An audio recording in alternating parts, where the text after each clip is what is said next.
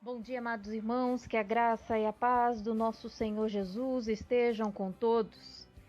Hoje a nossa leitura e meditação é de Provérbios 24. Não tenhas inveja do homem maligno, nem desejes estar com eles, pois destruição é o que planejam no coração e só falam de violência. Provérbios 24, versículo 1 e 2. A inveja é descrita pelo apóstolo Paulo como uma obra da carne, lá no livro de Gálatas, no capítulo 5, no verso 21.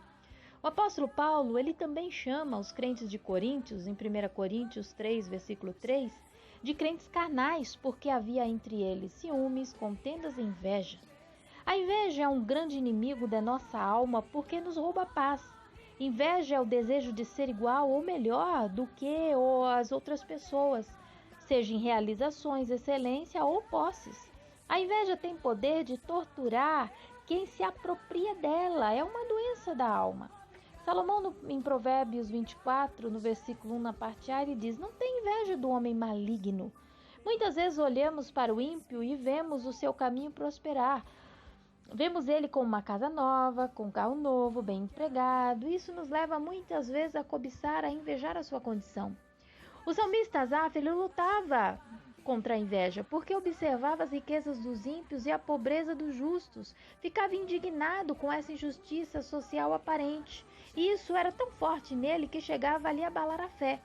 Todavia Asaf confessa o seu pecado, ele expõe o seu pecado de inveja no Salmo 73, no verso 2 e 3. Quanto a mim, os meus pés quase que se desviaram. Pouco faltou para que escorregassem nos meus passos, pois eu tinha inveja dos soberbos ao ver a prosperidade dos ímpios. Asaf se angustiava em ver os arrogantes cada vez mais ricos e os piedosos cada vez mais pobres. Além de tudo, via os ímpios oprimindo os justos e escarnecendo de Deus. Isso lhe revoltava o coração. Todavia, quando Asaf parou para refletir e tirou seus olhos das riquezas materiais para adorar a Deus, levantou-se de sua crise na fé. Salmo 73, verso 16 e 17. Quando pensava em compreender isto, fiquei sobremodo perturbado, até que entrei no santuário de Deus, e então entendi eu o fim dos ímpios. Asaf, quando voltou seu coração para Deus, ele reavaliou seus valores e percebeu que a sua intimidade com Deus era o seu maior tesouro, que a sabedoria é melhor do que as riquezas. Diante disso, Asaf venceu a inveja. Precisamos entender que a inveja é uma doença da alma que precisa ser tratada, pois ao longo do tempo ela traz tormentos terríveis para a vida da pessoa. Lembra-se de Saul, o rei? A sua inveja era tão grande de Davi que buscava matá-lo, e um espírito maligno passou a se apoderar dele. Faça essa leitura de 1 Samuel capítulo 18 e você vai entender melhor. A verdade é que muitas vezes a inveja não é só da prosperidade do ímpio, do caminho do ímpio, mas também dos próprios irmãos em Cristo. A inveja não acontece uma só vez. Ela pode acontecer centenas de vezes ao longo da nossa vida. Isso acontece muito quando, por exemplo, alguém ouve um pregador mais capacitado do que ele, um líder mais sábio do que ele, uma mulher mais bonita do que ela, um irmão mais bem-sucedido, uma casa mais bonita, um carro mais luxuoso e tantas outras coisas. Por isso precisamos buscar cura para essa doença chamada inveja, que também é um pecado. O apóstolo Paulo, ele escreve em sua carta aos Romanos, capítulo 12, versículo 15: alegrai-vos com os que se alegram e chorai com os que choram.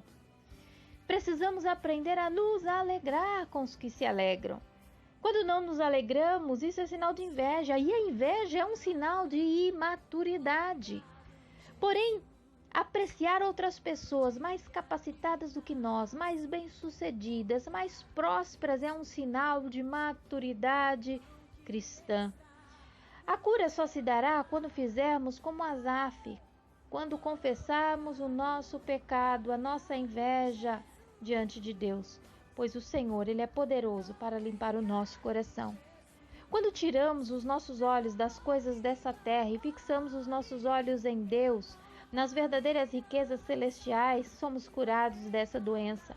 Por isso Salomão, ele diz em Provérbios 24, no verso 19 e 20: Não te aflijas por causa dos malfeitores, nem tenhas inveja dos perversos, porque o maligno não terá bom futuro, e a lâmpada dos perversos se apagará.